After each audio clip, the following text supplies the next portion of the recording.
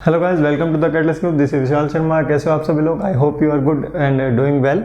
Power plant के इस session में हम गैस पावर साइकिल पढ़ रहे थे, जिसमें हमने लास्ट क्लास में स्टार्ट किया था modification of the gas power cycle, जो कि हम पढ़ रहे थे इंटरकूलिंग।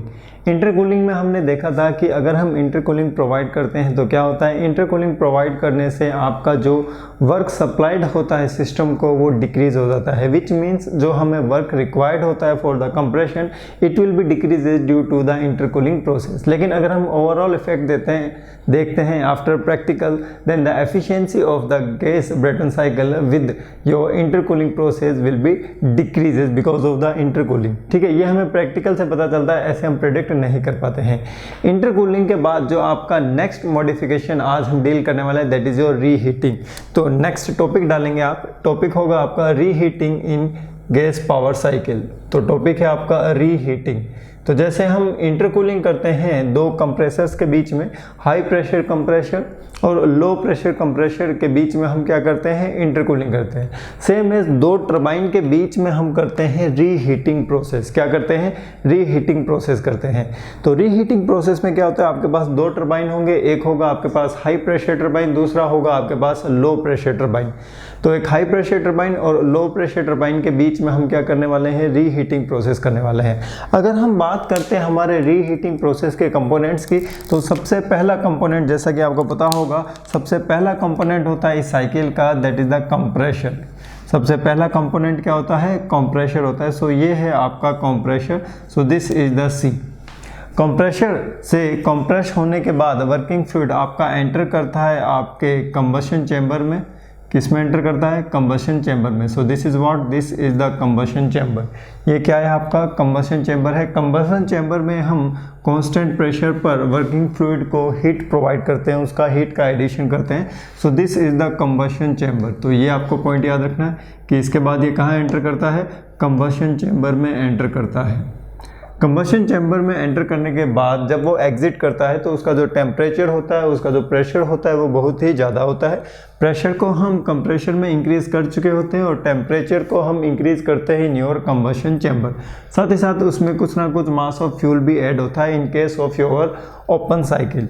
अब हम बात करते हैं कंबशन चैम्बर के बाद ये कहाँ एंटर करता है। कंबशन चैम्बर के बाद ये आपके टरबाइन के अंदर एंटर करता है। So this is your turbine. ये क्या है? आपका टरबाइन है। This is your turbine. तो ये हो जाता है आपका पहला टरबाइन। टरबाइन से एग्जिट होने के बाद क्या होता है? टरबाइन से एग्जिट होने के बाद ये वापस एक हीट एक्सचेंजर में एंटर करता है, जिसे हम कहते हैं रीहीटर। जिसे हम क्या कहते हैं? रीहीटर कहते हैं।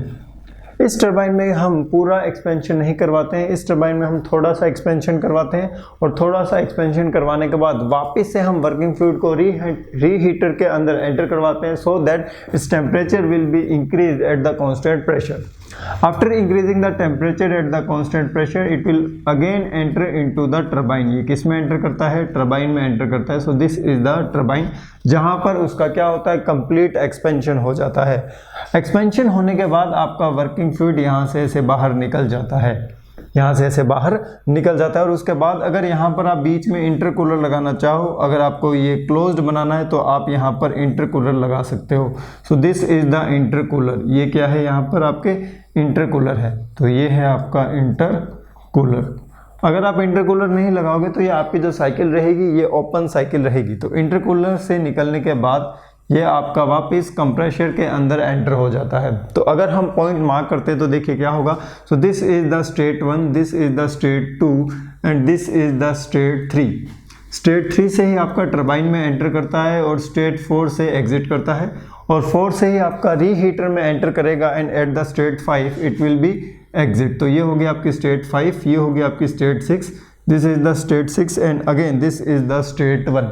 अब देखिए क्या हो रहा है यहाँ पर हम कंप्रेशर में क्या कर रहे हैं? वर्क इनपुट प्रोवाइड कर रहे हैं। So this is the W in, this is the W in. Combustion chamber में क्या हो रहा है? कंबशन चैम्बर में हम हीट की सप्लाई कर रहे हैं। So this is the Q dot S1 eight the constant pressure, Q dot S1। ठीक है, उसके बाद ये जो आपका वर्किंग फ्लूइड है टरबाइन में एंटर करता है। इस टरबाइन को हम कहते हैं high pressure turbine. So what is this? This is high pressure turbine. ये है आपका high pressure turbine. High pressure turbine से हमें मिलता है वर्क आउटपुट, तो यहाँ से हमें क्या मिलने वाला है, यहाँ से हमें मिलने वाला है W01, क्या मिलने वाला है, W01। उसके बाद वापस एक्सपेंशन होने के बाद वो रीहीटर में एंटर करता है, जहाँ पर हम उसमें हीट का एडिशन करते हैं एट द कांस्टेंट प्रेशर, तो यहाँ पर हो जाएगा आपका Q.S2, क्या हो जाएगा, Q.S2। उसके बाद वो आपका लो प्रेशर टरबाइन के अंदर एंटर करता है, so this is what, this is the low pressure turbine. Low pressure turbine में एंटर करने के बाद वहाँ पर उसका एक्सपेंशन होता है, और एक्सपेंशन होने के साथ साथ हमें यहाँ से मिलता है हमारा work output from the low pressure turbine, that is the W02। यहाँ तक कोई प्रॉब्लम नहीं, से कोई प्रॉब्लम नहीं है, बिल्कुल समझ में आ रहा है। इंटरकूलर में क्या होता है, इंटरकूलर में जब आपका लो प्रेशर टरबाइन से वर्किंग फ्लूइड निकलता है तो उसका टेम्परेचर बहुत ही ज़्यादा होता है। In order to decrease the temperature, अगर हमने ज़्यादा वाले टेम्परेचर को सीधा का सीधा कंप्रेशर में डाल दिया तो कंप्रेशर को जो वर्क इनपुट हम दे रहे हैं उसकी वैल्यू इंक्रीज हो जाएगी, कि मैंने आपको बता चुका हूं कि जो कंप्रेशर का जो वर्क इनपुट होता है it will be depend upon the inlet temperature. Inlet temperature जितना कम होगा उतना ही work input to the compressor कम होगा, इसीलिए हम इस हाई टेम्परेचर वर्किंग फ्लूइड का टेम्परेचर डिक्रीज करके कम टेम्परेचर वाले वर्किंग फ्लूइड को कंप्रेशर के अंदर डालते हैं, ताकि हमें कम वर्क इनपुट देना पड़े और हमारा नेट वर्क आउटपुट है वो क्या हो जाए, इंक्रीज हो जाए। So in order to reduce the temperature what will we do, हम इंटरकूलर में हीट का रिजेक्शन करेंगे। So this is the Q.R, ये क्या हो जाएगा, हीट का रिजेक्शन। और हीट का रिजेक्शन होगा यहाँ पर भी एट ए कांस्टेंट प्रेशर, कहाँ होगा, यहाँ पर भी होगा एट ए कांस्टेंट प्रेशर। तो this is the cycle diagram of the reheating process in your gas power cycle.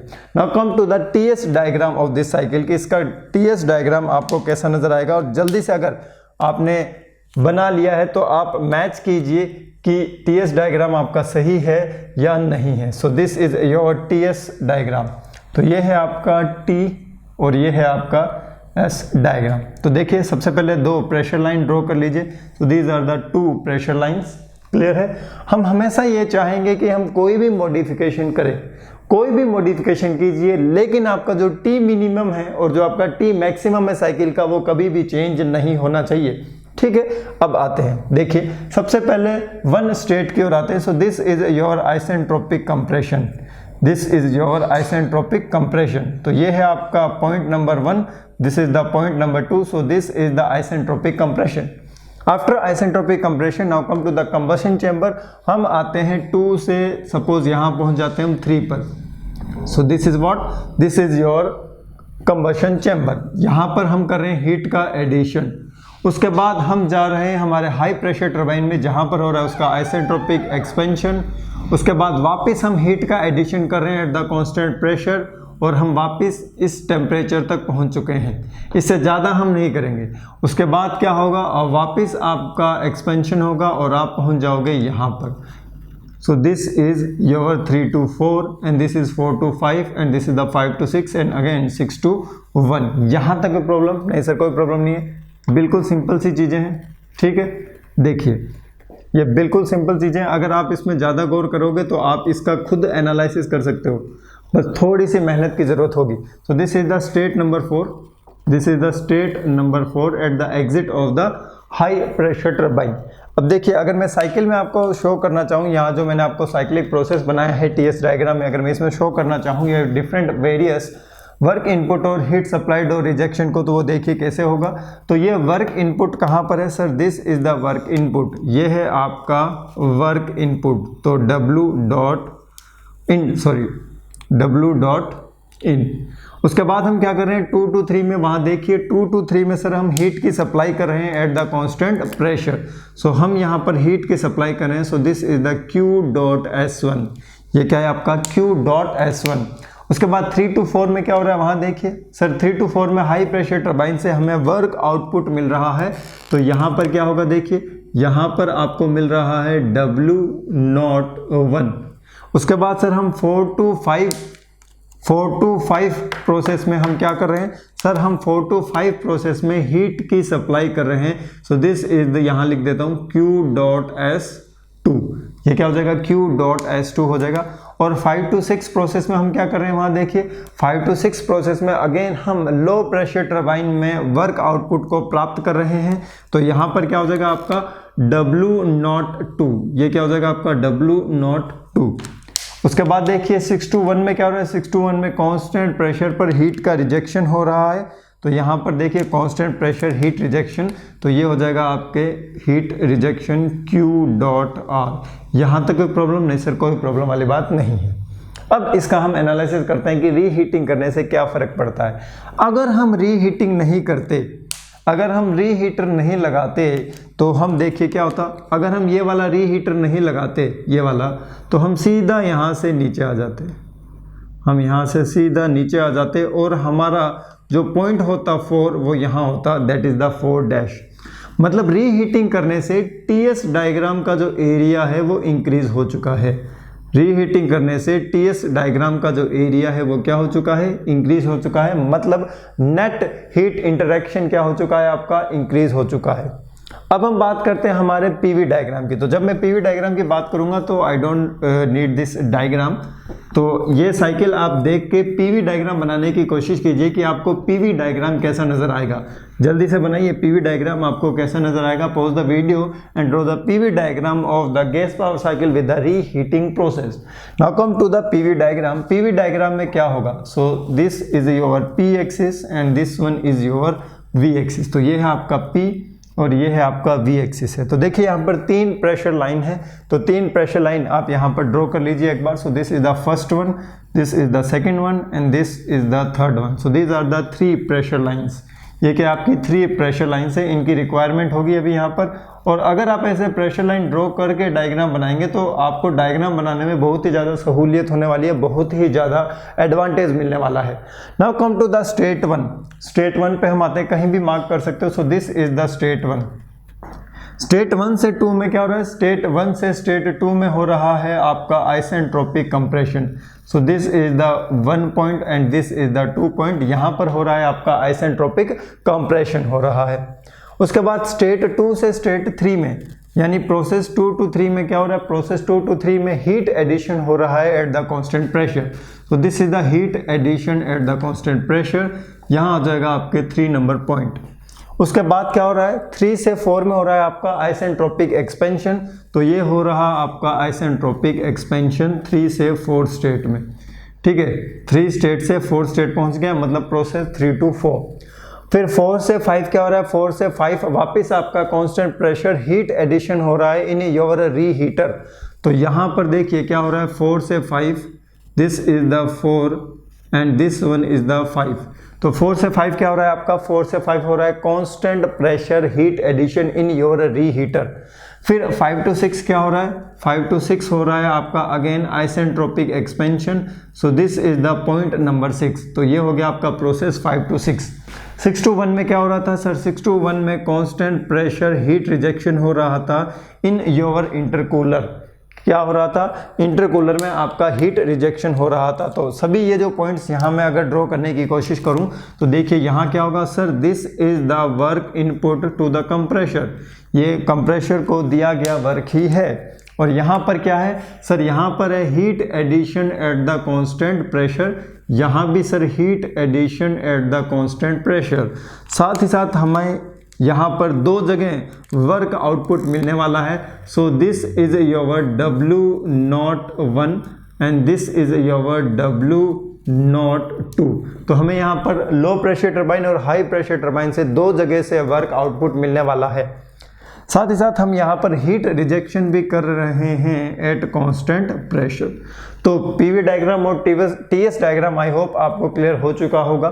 ठीक है, देखिए ये सभी डायग्राम्स जो बन रहे हैं आपको क्लॉकवाइज डायरेक्शन में नजर आ रहे हैं। Now come to the point that अगर हम रीहीटिंग नहीं करते तो हम किस रास्ते से होते हुए जाते। अगर हम रीहीटर नहीं लगाते तो ये वाला जो 4 पॉइंट है इसी रास्ते से होते हुए, इसी रास्ते से होते हुए, इसी रास्ते से होते हुए यहाँ पहुँच जाता। इसी रास्ते से होते हुए कहाँ पहुँच जाता, वहाँ पहुँच जाता और ये हो जाता 4 रीहीटिंग करने के कारण जो पीवी डायग्राम है, जो आपका साइकिल का पीवी डायग्राम है, उसमें भी जो एरिया है वो इंक्रीज हो चुका है। जो साइकिल का जो एरिया है, जो पीवी डायग्राम है, वो भी क्या हो चुका है, इंक्रीज हो चुका है। विच मीन्स पीवी डायग्राम में हम क्या शो करते हैं, पीवी डायग्राम में अगर आपकी क्लोज्ड साइकिल है, अगर आपकी साइक्लिक प्रोसेस है, तो in that case we will get the net work interaction. ध्यान से सुनिएगा, ना मैं वर्क इनपुट कह रहा हूं, ना मैं वर्क आउटपुट कह रहा हूं, मैं यहां कह रहा हूं नेट वर्क इंटरेक्शन। क्या कह रहा हूं, नेट वर्क इंटरेक्शन इतना इंक्रीज हो जाएगा और उसकी वैल्यू क्या होगी, that value will be equal to this area hatching. ठीक है, जो एरिया मैंने हैच्ड किया है उसके एरिया के इक्वल आपका जो नेटवर्क इंटरेक्शन है वो क्या हो जाएगा, इंक्रीज हो जाएगा। यहां तक कोई प्रॉब्लम नहीं सर, कोई प्रॉब्लम वाली बात नहीं है। Now come to the parameters which will be influenced by the reheating process in your gas power cycle. The first parameter is what. तो पहला पैरामीटर क्या है, देखिए, जिसको मैं बताना चाहता हूं आपको। जो पहला पैरामीटर है that is the turbine work. तो जो आपको टर्बाइन वर्क मिलता है वो आपको दो जगह मिलेगा, एक तो मिलेगा यहाँ पर और एक मिलेगा यहाँ पर। इन दोनों जगह मिलने के कारण क्या हो रहा है, देखो, कंप्रेशन जो वर्क है वो तो कांस्टेंट है। कंप्रेशन जो वर्क है, चाहे आप रीहीटिंग करो चाहे ना करो, उसमें कोई फर्क नहीं आ रहा है। लेकिन रीहीटिंग करने के कारण क्या हो रहा है, जो टर्बाइन वर्क है वो क्या हो रहा है, इंक्रीज। टर्बाइन वर्क क्या हो रहा है, इंक्रीज। तो मैं यहाँ क्या लिख सकता हूँ, turbine work will be increases. Turbine work क्या हो जाएगा, इंक्रीज हो जाएगा। अब मैं बात करता हूं हमारे W.C की। W.C पर क्या इफेक्ट आएगा, W.C will remain same. W.C will remain same, इस पर इसका कोई भी फर्क नहीं है। तो W.C विल रिमेन सेम, ये कांस्टेंट रहेगा। C पैरामीटर है आपका W.net। तो ये तो आप यहां से देख के भी बता सकते हो कि W.net पर क्या इफेक्ट आ रहा है sir, W.net that is the net work interaction will be increased due to increase in the area under the PV diagram. So W.net will be increases. तो W.net हो रहा है इंक्रीज। तो इंक्रीज होने का मतलब है the difference between the W.T minus W.C will be also increases due to increase in the turbine work. Now come to the D point and D point is the heat supplied. Heat supplied increase हो रही है decrease. देखिए, पहले हम सिर्फ इतनी heat supply कर रहे थे, अब हमें इतनी एक्स्ट्रा करनी पड़ रही है। पहले हम सिर्फ इतना ही हीट सप्लाई करते थे, अब हमें इतना एक्स्ट्रा करना पड़ रहा है। सो heat supplied will be also increases. Heat supply भी क्या हो जाता है, इंक्रीज हो जाता है। क्लियर है, बिल्कुल क्लियर है। Now come to the next point that is the heat rejection. तो अब मैं बात कर रहा हूं नेक्स्ट पैरामीटर की, that is the heat rejection की। हीट रिजेक्शन पर क्या इफेक्ट आता है, देखिए यहां देखिए, अगर रीहीटर नहीं होता तो 4' से 1 के बीच में हीट रिजेक्शन होता, लेकिन अब क्या हो रहा है, अब आपके 6 से लेके 1 के बीच में हीट रिजेक्शन हो रहा है। Which means because of the reheating आपका जो हीट रिजेक्शन है वो भी क्या हो रहा है, इंक्रीज। तो आप लिख सकते हो heat rejection will be also increases. Heat rejection भी क्या हो रहा है आपका, इंक्रीज हो रहा है। तो यहां तक कोई प्रॉब्लम नहीं सर, कोई प्रॉब्लम वाली बात नहीं। Now come to the next two important factor that is the mean temperature of the heat addition and the mean temperature of the heat rejection. तो देखिए, अब मैं बात करता हूं mean temperature of the heat addition and mean temperature of the heat rejection. तो पहले हम रिजेक्शन पे आ जाते हैं। पहले इन दोनों के बीच में रिजेक्शन हो रहा था, तो मीन टेम्परेचर यहाँ कहीं इन दोनों के बिल्कुल बीच में आएगा। अब 6 और 1 के बीच में हो रहा है तो ठीक इनके बीच में आएगा। तो mean temperature of the heat rejection will B increases. तो आपका जो मीन टेम्परेचर है हीट रिजेक्शन का, ये क्या हो रहा है, इंक्रीज हो रहा है।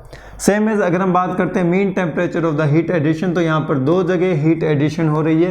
तो अगर हम इन सभी का एवरेज लेंगे तो आप पाएंगे कि जो आपका mean temperature of the heat addition है it will be also increases. तो ये दोनों ही क्या होते हैं, इंक्रीज होते हैं। तो mean temperature of the heat addition will be also increases due to the reheating and the mean temperature of the heat rejection will be also increases due to the reheating process. तो ये होता है आपका reheating process. तो I hope आपको reheating process समझ में आ चुका होगा। अगर हम यहाँ पर बात करते हैं कि आपका टर्बाइन वर्क क्या होगा, कंप्रेशन वर्क क्या होगा, हीट सप्लाइड क्या होगी, हीट रिजेक्शन क्या होगी, तो आप यहाँ से ये प्रेडिक्ट नहीं कर पाएंगे कि एफिशिएंसी पर क्या इफेक्ट आएगा। जब तक आपके पास एब्सोल्यूट वैल्यूज नहीं आएगी after reheating, you can not predict the efficiency will be increases और द डिक्रीजेज। क्योंकि ये चीज़ें मैं आपसे पहले डिस्कस कर चुका हूँ कि ये दोनों इंक्रीज हो रहे हैं, तो आप प्रेडिक्ट नहीं कर पाएंगे कि एफिशिएंसी पर क्या इफेक्ट आने वाला है। So what is the efficiency, 1 minus mean temperature of the rejection divide by mean temperature of the heat addition. तो दोनों इंक्रीज होने के कारण हमें नहीं पता चल पाएगा कि एफिशिएंसी पर रीहीटिंग का क्या इफेक्ट है। तो आपके पास ऐसा ऑप्शन भी आ सकता है, because of the reheating the efficiency will be increases decreases, can't be predicted, it will be remain constant. We can not say about the effect of the reheating on the efficiency of the Rankine cycle. Now come to the turbine work, कि turbine work क्या होगा। तो जल्दी से बताइए turbine work की value क्या होगी। What will be the value of the turbine work? So the turbine work is the summation of the work supplied by the first turbine plus work supplied by the second turbine. Low pressure turbine और high pressure turbine द्वारा supply किए गए work का जो summation होगा that will be equals to the total turbine work. So now come to the W.T1 which is equals to M.Cp। T1 कहाँ act कर रहा है आपका 3 से 4 के बीच में एक्ट कर रहा है। So this is equals to T3 minus T4, it is equals to T3 minus T4। यहाँ तक कोई प्रॉब्लम नहीं सर, कोई प्रॉब्लम वाली बात नहीं है। Now come to the next W.T2। W.T2 is equals to M.Cp। ये कहाँ एक्ट कर रहा है T5 और T6 के बीच में एक्ट कर रहा है। So it is equals to T5 minus T6, it is equals to T5 minus T6. So the value of the W.T is equals to M.Cp T3 minus T4 plus M.Cp T5 minus T6. So this is the value of the turbine work. Simply जो mathematics है वैसे ही हम calculate करेंगे, कोई इसका direct derivation या formula नहीं है। Now come to the compressor work. Compressor work क्या होता है? What will be the value of compressor work? So the compressor work is denoted by the W.C. So this W.C is simply M.Cp. M.Cp कहाँ हो रहा है T2 minus T1. So it is equals to T2 minus T1. ठीक है, clear है।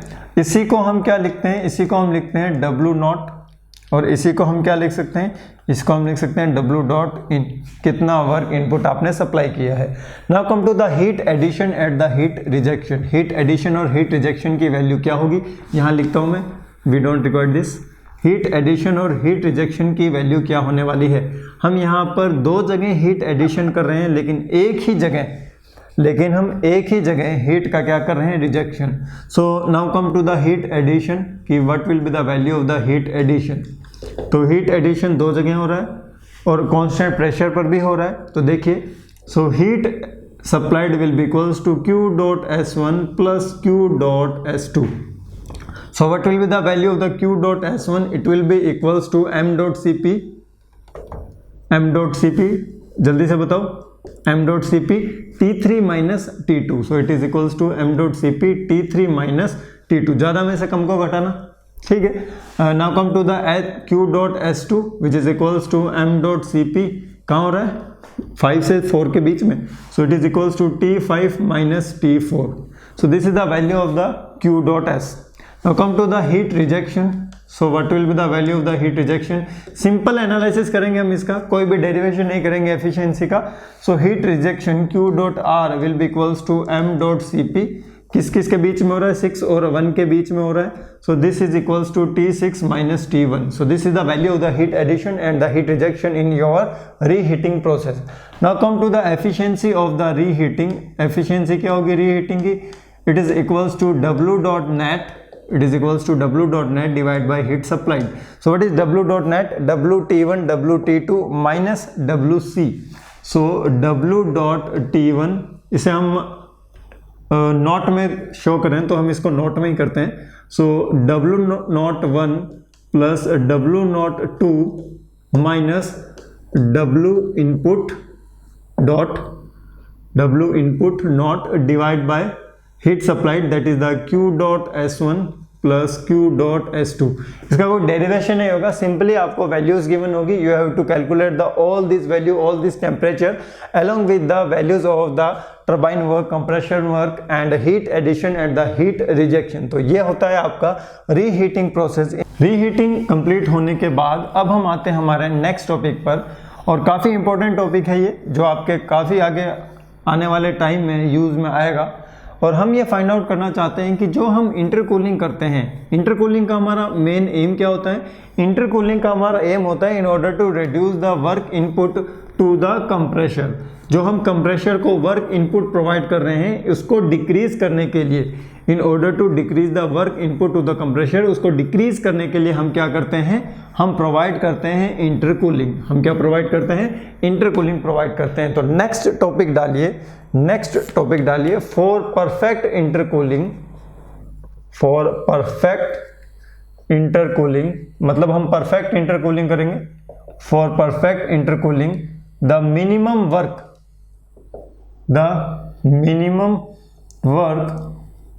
required for compression। तो ये आपका नेक्स्ट टॉपिक है, for the perfect intercooling the minimum work required for the compression in your compression. So किसी gas cycle में intercooling करते समय इंटरकूलिंग के लिए जो ऑप्टिमम कंडीशन होती है उसको फाइंड आउट करने के लिए हमें यहाँ पर एक डेरिवेशन करना पड़ेगा। So be ready for the derivation, that is also very simple, जैसा कि हमने पहले डेरिवेशंस किए हैं। अब देखिए मैं यहाँ पर आपको एक टीएस डायग्राम की हेल्प से समझाता हूँ कि आप इंटरकूलिंग कैसे करते हो। सो this is the T and this is the S, ठीक है। तो देखिए सबसे पहले मैं क्या करता हूँ, दो कंप्रेशर का यूज़ करता हूँ। यहाँ पर मैं सिर्फ गैस पावर साइकिल के रिस्पेक्ट में ही बात कर रहा हूँ, ठीक है। किसके रिस्पेक्ट में बात कर रहा हूँ, गैस पावर साइकिल के। तो गैस पावर साइकिल में जब मैं इंटरकूलिंग करता हूँ तो मैं दो कंप्रेशर्स का यूज़ करता हूँ। और दो कंप्रेशर का यूज़ करने का मतलब यह नहीं है कि जितने ज़्यादा कंप्रेशर होंगे उतना ज़्यादा वर्क इनपुट होगा, नहीं। इंटरकूलिंग करने के कारण आपका जो वर्क इनपुट है it will be reduce if he do the compression in number of stages. तो देखिए मैं यहाँ पर सबसे पहले आपको एक प्रोसेस बताता हूँ। सो this is the process 1 to 2। तो ये है आपका प्रोसेस 1 से 2। यहाँ पर आप क्या कर रहे हो, कंप्रेशन कर रहे हो, आइसेंट्रोपिक कंप्रेशन हो रहा है। S1 is equals to S2। Isentropic ही क्यों होता है, आपके मन में ये क्वेश्चन भी तो होना चाहिए ना कि आइसेंट्रोपिक कंप्रेशन ही क्यों होता है। हम चाहते हैं कि हमारा वर्क इनपुट मिनिमम हो। वर्क इनपुट मिनिमम होने का मतलब क्या है, देखिए आपका कंप्रेशर कुछ इस तरीके का नज़र आपको आता है। अगर हम डायग्राम में बात करें तो मिनिमम वर्क इनपुट के लिए मतलब हमारा जो भी कंप्रेशर है उसमें लॉसेस ना हो, मतलब ये इंसुलेटेड हो, ये कैसा हो, इंसुलेटेड हो। तो जब ये इंसुलेटेड होगा तो there will be no loss of the heat, आपका हीट का कोई भी लॉस नहीं होगा between the compressor and the surrounding. So which means ये होगा आपका एडियाबैटिक। कैसा होगा, एडियाबैटिक। और कोई भी प्रोसेस मिनिमम वर्क तब कंज्यूम करता है जब वो प्रोसेस रिवर्सिबल हो। तो ये क्या हो जाएगा, adiabatic plus reversible. And if we are considering the process as adiabatic and reversible we can say it as an isentropic process, but reverse of its is not true. मतलब कोई process अगर reversible adiabatic है तो it will B 101% isentropic, लेकिन कोई process अगर isentropic है तो जरूरी नहीं है कि वो रिवर्सिबल एडियाबैटिक हो। तो in order to provide the minimum work input to the compressor, so the process should be the isentropic compression.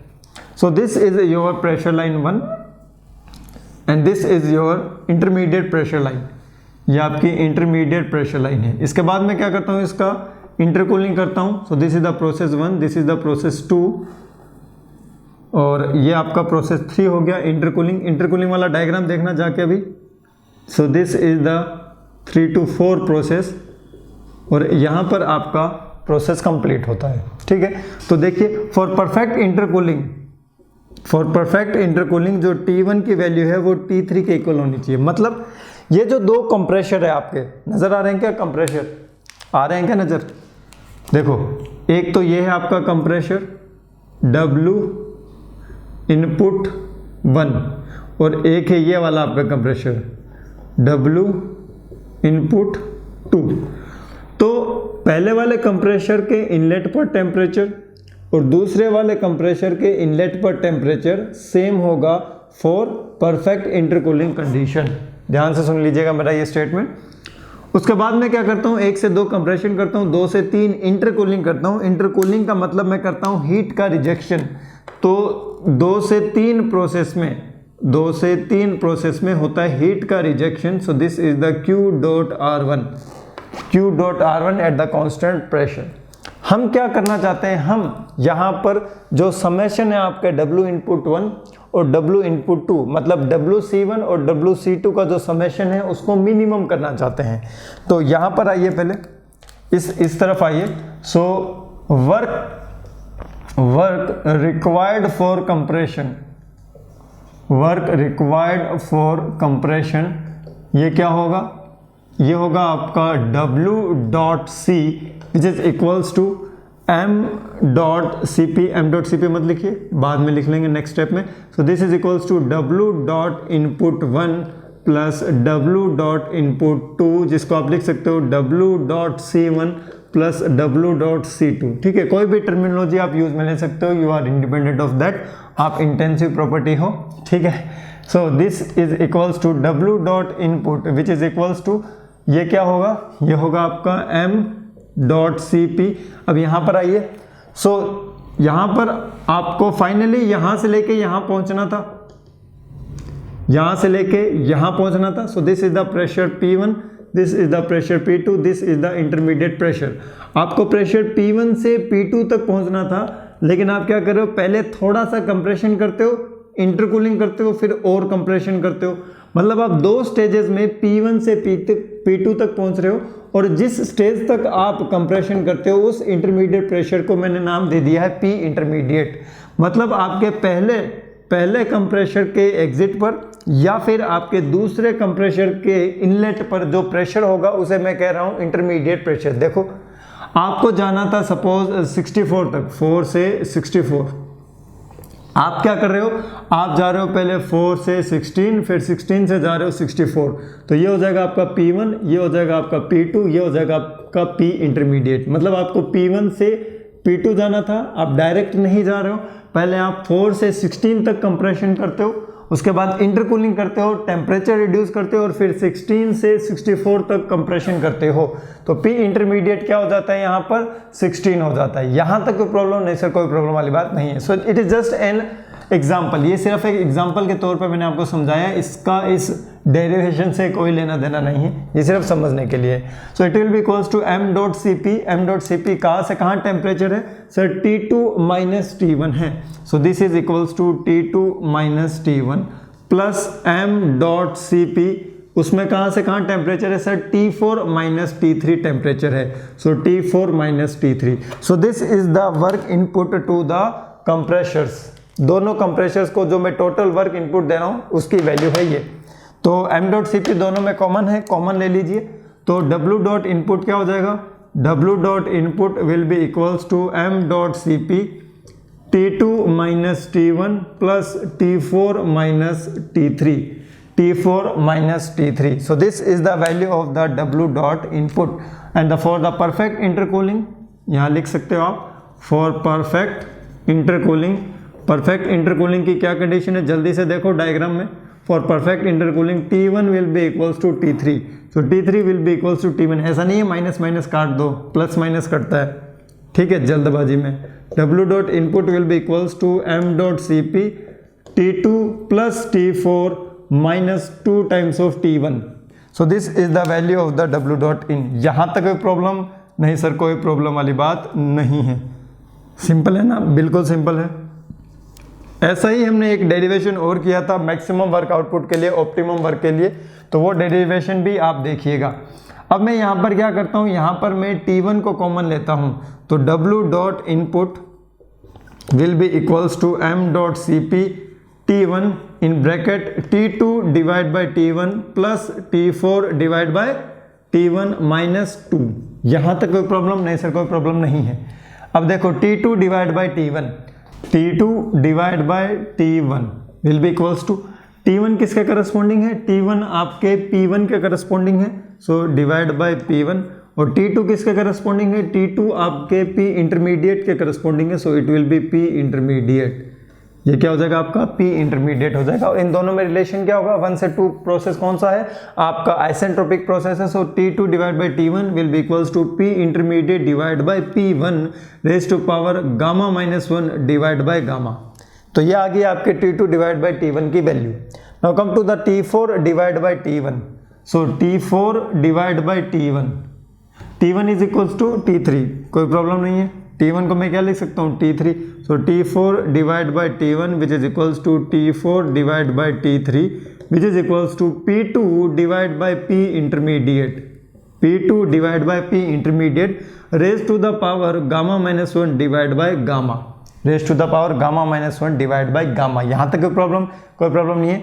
T4 किसके करस्पॉन्डिंग है सर? T4 आपका P2 के करस्पॉन्डिंग है और T3 आपके किसके करस्पॉन्डिंग है? T3 आपका P इंटरमीडिएट के करस्पॉन्डिंग है। यहाँ पर मैं एक चीज को लेट कर लेता हूँ, that is gamma minus 1 divide by gamma is equals to suppose lambda. क्या एज्यूम कर लेता हूँ इसको? लैम्डा एज्यूम कर लेता हूँ। So that W input will be equals to what? W dot input will be equals to, it will be equals to M dot CP T1 in bracket, ये किसके इक्वल होगा? This value will be equals to P intermediate divide by P1 raise to power gamma minus 1 divide by gamma which is assume to be lambda plus T4 divide by T1, T4 divide by T1, P2 divide by P intermediate, P2 divide by P intermediate raise to the power lambda minus 2। ठीक है, देखिए P1 constant है, P2 constant है, P1 constant है और P2 constant है। क्यों? क्योंकि हमें पता है किस प्रेशर से किस प्रेशर तक पहुंचना है, लेकिन हमें ये नहीं पता कि हम किस बीच वाले प्रेशर तक कंप्रेशन करें। So the P intermediate is variable. Now come to the point that m dot क्या है? कांस्टेंट है, mass flow rate will be remain constant, steady state आपका प्रोसेस है, Cp is also constant and T1 is also constant. Minimum temperature हमेशा क्या रहेगा? Constant. Maximum temperature भी हमेशा क्या रहेगा? कॉन्स्टेंट रहेगा। विच मीन्स, इसका मतलब क्या हुआ? W dot input is the function of P intermediate. ये किसका फंक्शन हो गया है? P इंटरमीडिएट का फंक्शन हो गया है। एंड फॉर मिनिमम के लिए हम क्या करते हैं? For minimum W dot input the value of the d W dot input divided by d P intermediate will be equals to 0, will be equals to 0। यहाँ तक कोई प्रॉब्लम नहीं सर? कोई प्रॉब्लम नहीं है, बिल्कुल एकदम छोटे छोटे स्टेप में धीरे धीरे मैं आपको समझाते हुए बढ़ रहा हूँ आगे। अब मैं इसका डिफरेंशिएशन करूंगा with respect to the P intermediate, क्योंकि हमें पता लगाना है कि हम किस प्रेशर तक पहुंचे, हम बीच वाले किस प्रेशर तक पहुंचे, ताकि आपका जो work input to the compressor है it will be the minimum. Now come to the point here. So find out the value of the W dot input divided by dP intermediate, और इसको हमें 0 के इक्वल पुट करना है। तो M dot Cp T1 will be remain constant, so M dot Cp T1 it will remain constant, so it is equals to P intermediate raised to power lambda, lambda आ जाएगा आगे, तो this will be the lambda P intermediate raised to power lambda minus 1 divide by P1 raise to power lambda plus P intermediate raise to power lambda, ये ऊपर जाएगा, ये क्या हो जाएगा? माइनस का लैम्डा, तो माइनस का लैम्डा आगे आ जाएगा। So it is equals to minus of lambda P2 lambda, और माइनस लैम्डा माइनस 1 तो वो नीचे चला जाएगा, divide by P intermediate lambda plus 1, P intermediate lambda plus 1। यहां तक कोई प्रॉब्लम नहीं सर? कोई प्रॉब्लम वाली बात नहीं है। माइनस ऑफ 2 का क्या हो जाएगा? 0। क्यों? क्योंकि 2 क्या है? आपका कांस्टेंट है, और इस पूरे की वैल्यू हमें किसके इक्वल पुट करनी है? 0 के इक्वल पुट करनी है। ध्यान से समझिएगा, P इंटरमीडिएट की पावर लैम्डा, P1 की पावर लैम्डा, तो P1 की पावर लैम्डा वो तो कांस्टेंट है, तो P1 की पावर लैम्डा कांस्टेंट रह गया। हम किसके रिस्पेक्ट में कर रहे हैं? P इंटरमीडिएट के रिस्पेक्ट में कर रहे हैं। तो जब हम P इंटरमीडिएट के रिस्पेक्ट में करेंगे तो इसकी जो पावर होगी वो आगे आ जाएगी और पावर में से एक कम हो जाएगा। उसके बाद इधर आइए, P2 raise to power lambda, P2 constant है, लैम्डा कांस्टेंट है, तो P2 raise to power lambda is constant. उसके साथ नीचे वेरिएबल है, that is P intermediate raise to power lambda, तो P intermediate raise to power lambda ऊपर जाएगा, जहां देखो वो हो जाएगा आपका P intermediate raise to power minus lambda. तो जब मैं इसका डिफरेंशिएशन करूंगा तो माइनस लैम्डा आगे आ जाएगा और इसकी पावर -1 हो जाएगी, तो this is the minus lambda. अब माइनस लैम्डा -1 नीचे चला जाएगा, वो हो जाएगा आपका लैम्डा प्लस 1, प्लस या फिर माइनस कुछ भी ले लो। तो ये 2 क्या है? कांस्टेंट, तो कांस्टेंट का क्या हो जाएगा? 0, जिसे मैं कंसीडर करना ही नहीं है। तो यहां पर आपका डिफरेंशिएशन का जो प्रोसेस है वो कंप्लीट होता है। अब आपके पास वैल्यू आने वाली है। क्या आने वाली है? वैल्यू आने वाली है। और जल्दी से मुझे बताओ यहां से कि P इंटरमीडिएट की वैल्यू क्या होगी, जल्दी से बताओ। what will be the value of the P intermediate in terms of the P1 and P2? P intermediate की वैल्यू क्या होगी in terms of P1 and P2? तो यहाँ पर देखो m डॉट CP_T1 यहाँ 0 है, तो ये भी पूरा का पूरा इधर आने के बाद क्या हो जाएगा 0, तो ये 0 भी हम कंसीडर नहीं करेंगे, सिर्फ बचेंगी ये वाली दो टर्म्स, और ये वाली टर्म्स पहले हम लिखते हैं. So this is equals to lambda in bracket P intermediate raise to power lambda minus 1. So this is the P intermediate raise to power lambda minus 1 divide by ये क्या है आपका P1 raise to power lambda. So this is P1 raise to power lambda minus lambda. So this is the minus lambda, और इसके बाद यहाँ है P2 raise to power lambda. So this is the P2 raise to power lambda divide by P intermediate raise to power lambda plus 1. P intermediate raise to power lambda plus 1, it will be equals to 0. And what is lambda? Lambda is equals to gamma minus 1 divided by gamma. So lambda P intermediate raised to power lambda minus 1 divided by P1 raised to power lambda will be equals to what? ये किसके equal आ जाएगा? That value will be equals to lambda P2 raised to power lambda divided by P intermediate raised to power lambda plus 1. तो lambda से lambda cancelled out हो जाएगा, P1 और P2 आपस में मल्टीप्लाई होंगे, दोनों की पावर लैम्डा है. तो देखिए P intermediate raise to power lambda minus 1 multiply with P intermediate raise to power lambda plus 1 will be equals to P1 P2 lambda. P1 P2 lambda. यहाँ तक कोई प्रॉब्लम नहीं सर? कोई प्रॉब्लम नहीं, काफ़ी इंपॉर्टेंट डेरिवेशन है ये आगे आपके कंप्रेशर में भी काम में आने वाला है. सो लैम्डा माइनस 1 लैम्डा प्लस 1, अगर बेस सेम है तो पावर क्या हो जाती है? जुड़ जाती है. तो लैम्डा लैम्डा क्या हो जाएंगे? 2 lambda minus 1 plus 1 0. So it will be equals to P intermediate raise to power 2 lambda. P intermediate raise to power 2 lambda and that value will be equals to P1 P2 raise to power lambda, and lambda से lambda cancelled out हो जाएगा. सो P intermediate का square will be equals to P1 P2, so that the value of the P intermediate will be equals to under root of P1 P2. Under root of P1 P2 मतलब जो intermediate pressure होगा वो maximum और minimum pressure का geometric mean होगा. So this is the geometric mean for minimum work condition. Geometric mean, it is the condition of the minimum work for the perfect intercooling. Keep in mind हम क्या कर रहे हैं? Perfect intercooling कर रहे हैं. So this is the value of the P intermediate. ये किसकी वैल्यू है? P इंटरमीडिएट की वैल्यू है. अगर इस P इंटरमीडिएट की वैल्यू को आप इस फॉर्मूले में रखेंगे, अगर उस P इंटरमीडिएट की वैल्यू को आप इस फॉर्मूले में रखेंगे, then you will get the value of the minimum work input. किसकी वैल्यू मिल जाएगी आपको? मिनिमम वर्क इनपुट की वैल्यू मिल जाएगी. तो क्या आप रख सकते हैं? बिल्कुल रखिए, कोई प्रॉब्लम नहीं है. So the W input will be equals to what? So this W input will be equals to m dot CP_T1. So it is equals to m dot CP_T1 in bracket P intermediate raised to power lambda. And what is P intermediate? Under root of P1 P2. तो इसको लिखो यहाँ पर under root of P1 P2 divide by P1 and its power is, किसकी power है ये? Lambda plus P2 divide by P intermediate which is equals to under root P1 P2. इसकी भी पावर क्या है? Lambda minus of 2. So this is the value of the minimum work input to the compressor. So W dot input will be equals to m dot CP_T1 bracket में P1 है ना, तो देखो ये क्या हो जाएगा? Under root of P2 divide by P1 raise to power lambda. And what is lambda? Lambda is gamma minus 1 divide by gamma plus यहाँ क्या आ जाएगा? Under root of P2 divide by P1, under root of P2 divide by P1 raise to power gamma minus 1 divide by gamma minus of 2. So this is the value of the total work input to both the compressor in case of the perfect intercooling for the minimum work. तो ये minimum work की value होगी. So this is the value of minimum work. ये formula आपको रटने की कोशिश नहीं करनी है. नहीं करनी है, आपको सिर्फ ये कंडीशन पता होनी चाहिए कि क्या कंडीशन होती है in case of the perfect intercooling for the minimum work required for the compression. Compression करने के लिए मिनिमम वर्क की वैल्यू क्या होती है।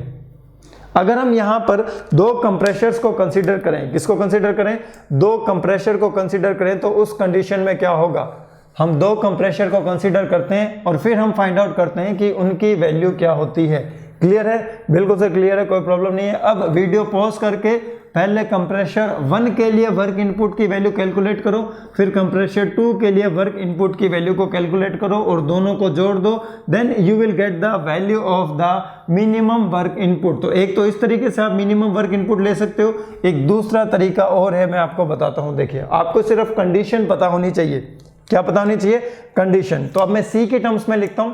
देखिए, W.C1 is equals to M.Cp T2 minus T1, M.Cp T2 minus T1। यहां तक कोई प्रॉब्लम नहीं सर, कोई प्रॉब्लम वाली बात नहीं है। इसको आप क्या लिख सकते हो, देखो M.Cp T1 कॉमन ले लीजिए, T2 divide by T1 minus 1। इसको फर्दर सॉल्व कीजिए, M.Cp T1, इसको आप क्या लिख सकते हो, P intermediate divide by P1 raise to power gamma minus 1 divide by gamma minus 1. You have the value of the P intermediate for the minimum work input. So that value will be equals to M.Cp T1, M.Cp T1 in bracket P intermediate की value है under root of P1 P2 divide by P1 raise to the power gamma minus 1 divide by gamma minus 1. So this value will be equals to M.Cp T1 in bracket under root of P2 divided by P1 raised to the power gamma minus 1 divided by gamma minus 1. So this is the value of the W.C1. ये किसका value आ चुका है, W.C1 का value आ चुका है। यहाँ तक कोई प्रॉब्लम नहीं सर, कोई प्रॉब्लम वाली बात नहीं है। क्लियर है, बिल्कुल सर क्लियर है। अभी वही फॉर्मूला में थोड़ा सा और अलग तरीके से लिखने की कोशिश कर रहा हूँ। उसके बाद देखिए W.C2 it will be equals to what, M.Cp किस प्रोसेस में हो रहा था, 1 से 2, 2 से 3 में इंटरकूलिंग, ये हो रहा था आपके 3 से 4 में।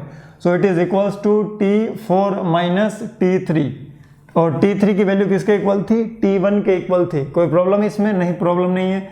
W.C2 will be equals to M.Cp, यहां से आप क्या कॉमन ले लीजिए, T1 कॉमन ले लीजिए, T3 कॉमन ले लीजिए, एक ही बात है। सो T3 को मैंने T1 लिखा फिर कॉमन लिया, so it will be equals to T4, T3 ले लो, कोई प्रॉब्लम नहीं है, कुछ शॉर्टकट में घबरा जाएंगे। सो T3 कॉमन ले लिया, सो ये हो जाएगा T4 divide by T3 minus 1, it will be equals to M.Cp। अब T3 को मैं लिख लेता हूँ T1, T3 को क्या लिख लेता हूँ मैं, T1 लिख लेता हूँ। T4 डिवाइड बाई T3, और T4 divide by T3, T4 किसके करस्पॉन्डिंग था, P2 के, और T3 किसके करस्पॉन्डिंग था, P इंटरमीडिएट के। So it will be equals to P2 divide by P intermediate raise to power gamma minus 1 divide by gamma.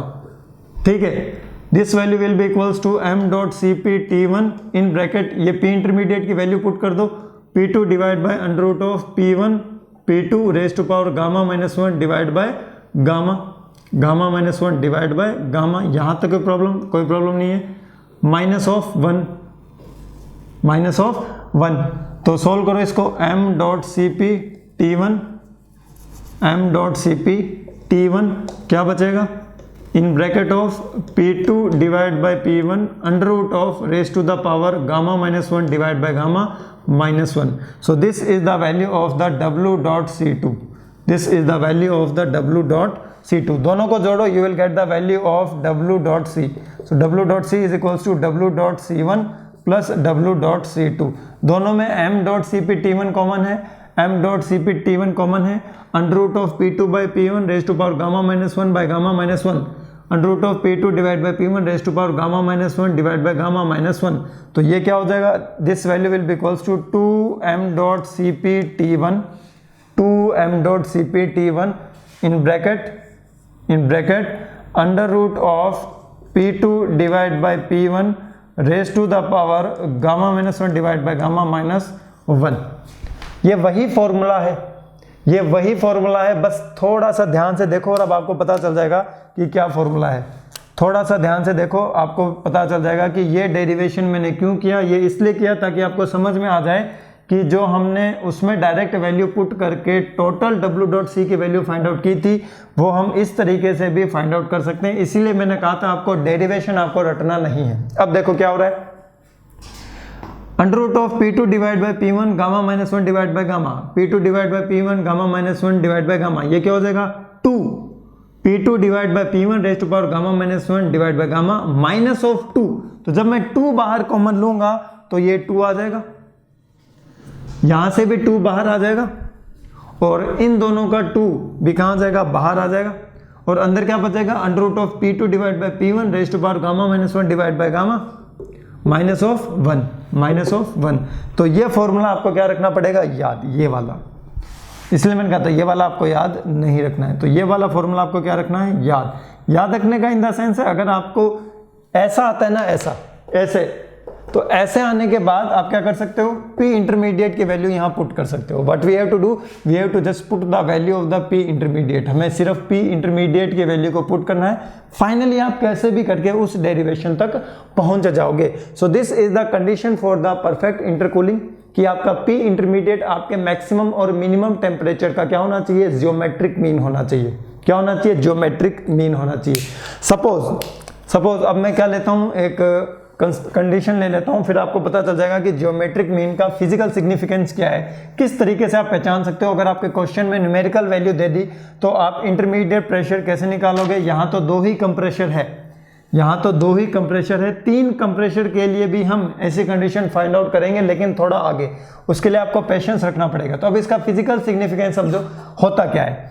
देखो suppose आपको P1 दे रखा है 2 बार और आपको P2 दे रखा है 8 बार, तो यहां प्रेशर रेशियो कितना है, 4 है, मतलब 4 गुना प्रेशर बढ़ा है। कितना गुना बढ़ा है, 4 गुना प्रेशर। अगर आप डायरेक्ट P1 से P2 जाते हो, डायरेक्ट P1 से P2 जाते हो, आपको सपोज वर्क इनपुट देना पड़ेगा W.1। So this is the input work, this is the input work when you go directly from P1 to P2। अब एक और कंडीशन आती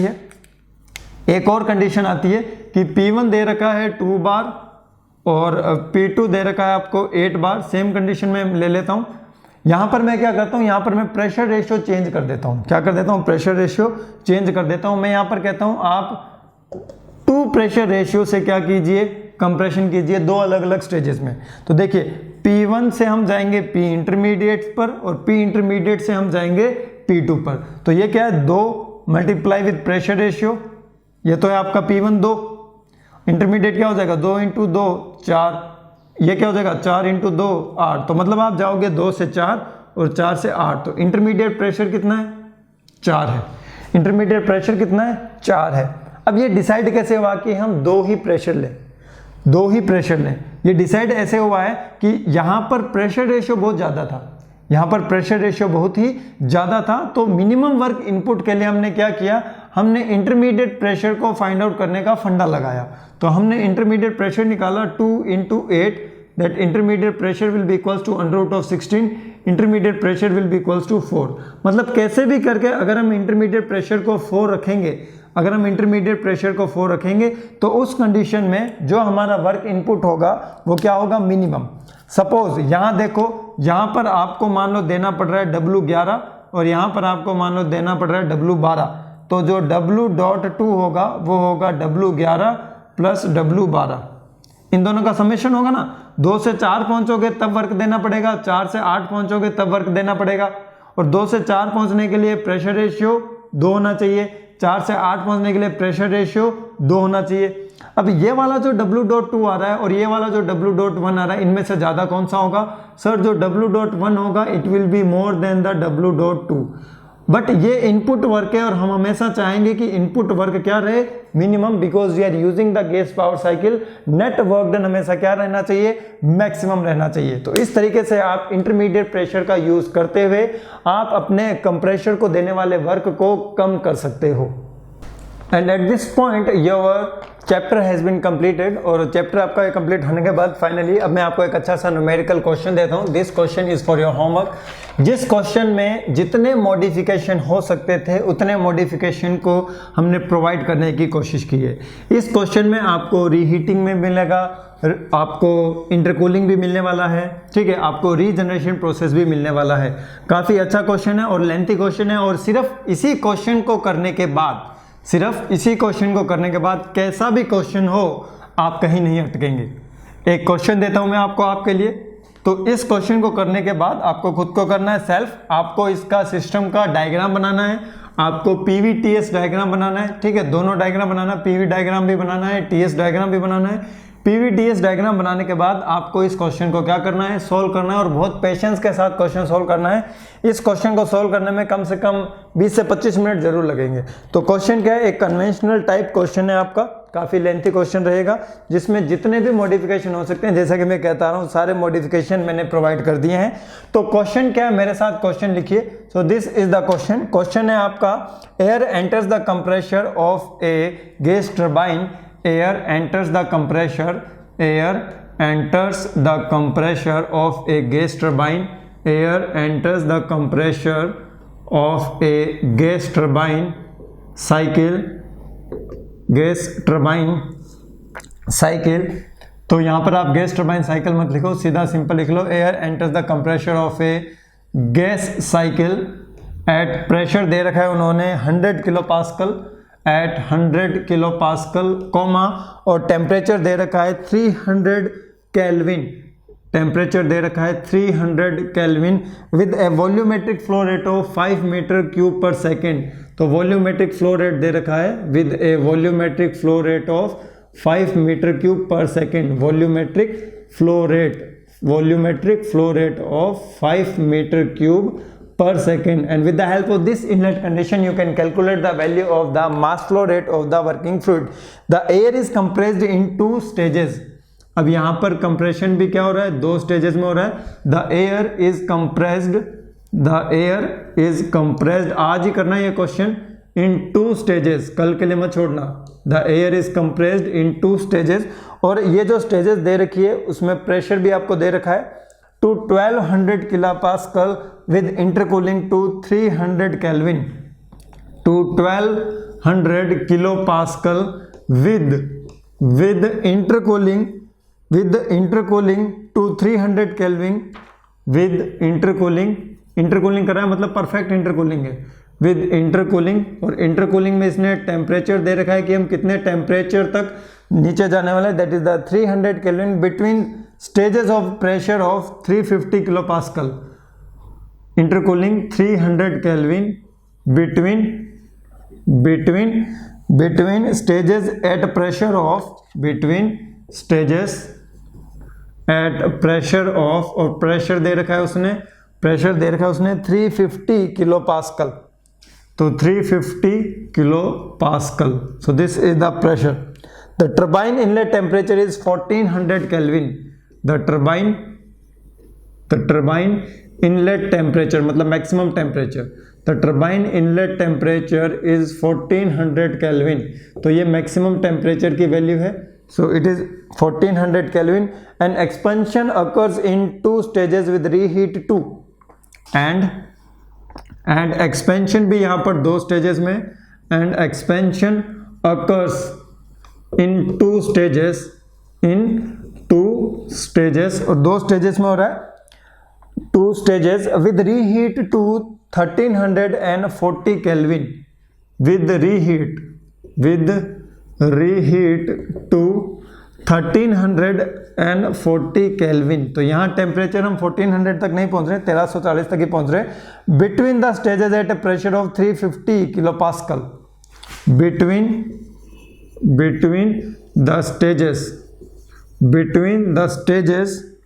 between the stages at pressure of 350 kilopascal. At pressure of 350 kilopascal. उसके बाद question में given है the turbine efficiency is 87%, और उसमें कंप्रेशर की भी आपको एफिशिएंसी दी है 85%. तो आप लिख लीजिए the turbine and compressor efficiency, the turbine and compressor efficiency is, the turbine and the compressor efficiency is 87% and 85% respectively, 87% and 85% respectively। अब आपको क्या क्या फाइंड आउट करना है देखिए, 87% and 85% respectively। Find out the thermal efficiency of the cycle, आपको find out करना है, फाइंड आउट, यहाँ पे लिखिए find out the thermal efficiency, find out the thermal efficiency of the cycle, thermal efficiency of the cycle. तो मतलब सारे temperature को कैलकुलेट करने के बाद आपको ये चीज़ कैलकुलेट करनी पड़ेगी, thermal efficiency of the cycle. B point पर आपको क्या कैलकुलेट करना है, द बैक वर्क रेशियो, आपको कैलकुलेट करना है the back work ratio, W.C divide by W.T, so the back work ratio. C point पर आपको क्या फाइंड आउट करना है, सी पॉइंट पर आपको फाइंड आउट करना है the net power developed in kilowatt, net power developed, net power developed in kilowatt, net power developed in kilowatt. साथ ही साथ उन्होंने नीचे क्या लिखा है, draw the diagram of the cycle and indicate the process on TS diagram. इसमें लिख रखा है इन्होंने draw the diagram of cycle, draw the diagram of cycle and indicate it on TS diagram, मतलब टीएस डायग्राम भी बनाना है और components के भी डायग्राम बनाने हैं। साथ ही साथ आपको क्या एज्यूम करना है, assume the efficiency of regenerator is 80%। इन्होंने कहा है assume the efficiency of regenerator is 80%, मतलब इफेक्टिवनेस है उसकी। Assume the efficiency, actually efficiency नहीं होना चाहिए, एज्यूम द इफेक्टिवनेस होना चाहिए, तो परफेक्ट मीनिंग लिखिए, assume the effectiveness, assume the effectiveness of regenerator, assume the effectiveness of regenerator is 80%, मतलब रीजनरेशन भी प्रोसेस इसमें आ चुका है। And CP equals to, CP कितना दे रखा है 1.005 kilo joule per kg kelvin. So this is the question जिसमें आपको इंटरकूलिंग भी मिल रहा है, जिसमें आपको रीहीटिंग भी मिल रहा है और जिसमें आपको रीजनरेशन भी मिल रहा है। तो इससे बड़ा कॉम्प्लेक्स क्वेश्चन नहीं हो सकता है। ये क्वेश्चन आपने कर डाला तो आपके सभी क्वेश्चन हो जाएंगे एग्जाम में आने वाले, ठीक है। So this is the question. So the main thing is that यहां पर आपको रीजनरेशन प्रोसेस दिया है, क्लियर है, और यहां पर आपको इंटरकूलिंग भी दिया है, so this is the intercooling.